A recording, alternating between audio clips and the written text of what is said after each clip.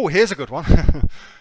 Where do you pay tax with an Amazon business? Where do you pay tax with an Amazon business? So, pretty simple, the tax situation. Firstly, a little recommendation.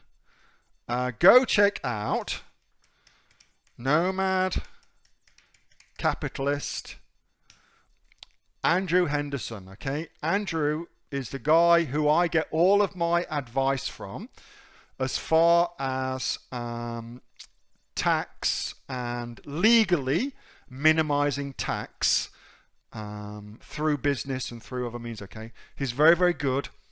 He's very cool, and everything is above board. There's no bullshit. There's no illegal shit. It's all squeaky clean, legally how to do things. Okay, go to his YouTube channel.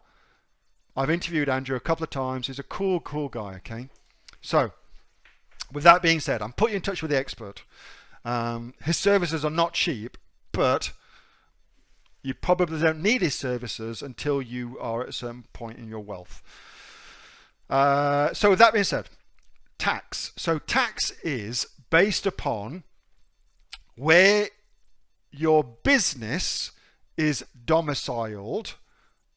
That's where you pay tax. So if your business, if you've got an Australian company, P2I Ltd company, then your business will pay tax in Australia, as opposed to you, which is a different thing completely. Under Australian corporate law, corporations law, your business is a separate entity to you. Indeed, under corporations law, your business is almost like a person. It's an entity, and it's kind of treated as such through Australian corporations law.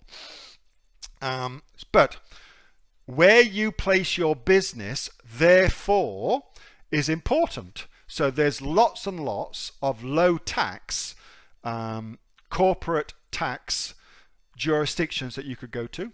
So Singapore, Hong Kong, heaps of them, depending on where you want to set yourself up. Okay, I'm just being careful not to give you shitty advice, because I'm by no means an expert in this. But wherever you do put your business, that is where your business will pay corporate tax. Okay, that. Now, separate that from you and your personal tax, because that's a completely different thing. Where do you pay personal tax? Well, that actually is a little bit more complicated, and that comes down to where you have what's called a nexus. So, if you live in Australia and own property in Australia, for instance, then I would say, pretty sure to say, that you would have a nexus in Australia, and therefore you would be subject to Australian tax laws, personal tax laws, when it comes to your own tax. Okay, but if you lived outside of Australia, in some other country which is low tax, and you had your affairs set up correctly, then you would not pay tax in Australia. You would be instead subject to the tax of the country that you are domiciled for tax in. You may want to ask yourself why Neil lives in Portugal, for instance. That could be a good question to ask yourself. The Cayman, so Hayden says, should we switch to the Cayman Islands? It's actually super difficult to establish a business in the Cayman Islands. I will tell you as well that the ongoing compliance and hidden costs of establishing an offshore company will absolutely outweigh the perceived tax savings that you would make in Australia up until a certain point. Okay, and I don't personally believe there's any point whatsoever in seeking an offshore tax strategy until your personal income is over, I would say, $250,000 minimum. Okay, and for your business the same. I just don't get it makes sense. I just don't get it makes sense. There's a lot of bullshit gets espoused about offshore tax and offshore tax strategies that people just don't understand. And once you start immersing yourself in it, so go study Andrew and what Andrew's talking about, then it quickly becomes apparent that there's a threshold that you've got to kind of pass in terms of your own wealth when it becomes a good idea, and until then, it doesn't really make sense. Is that as a PTY Ltd, or does a sole trader using business name apply? A sole trader is a different thing. So a sole trader is you owning a business name. That's what that means, okay?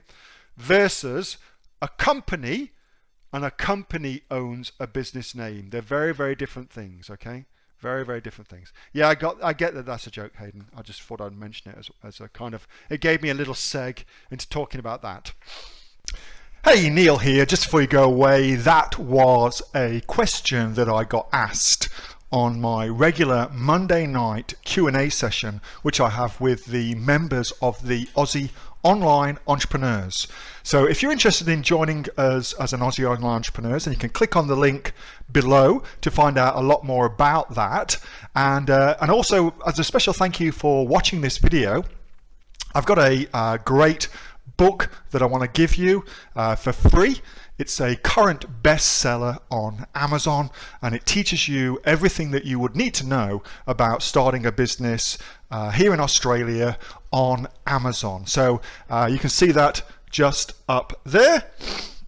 So if you'd like to get a copy of that for free, then again, just click on the link below and you'll get a copy of that. You'll get taken to a page where you can get a copy of that for absolutely free. Hope you enjoyed that little snippet from one of my Aussie Online Entrepreneur Q&A sessions, and make sure that you subscribe to my channel and also like this video. And if you've got a question that you would like answering, then post it in the comments below, and I'll do my best to answer it, whether on one of these videos for you or directly in the comments directly below.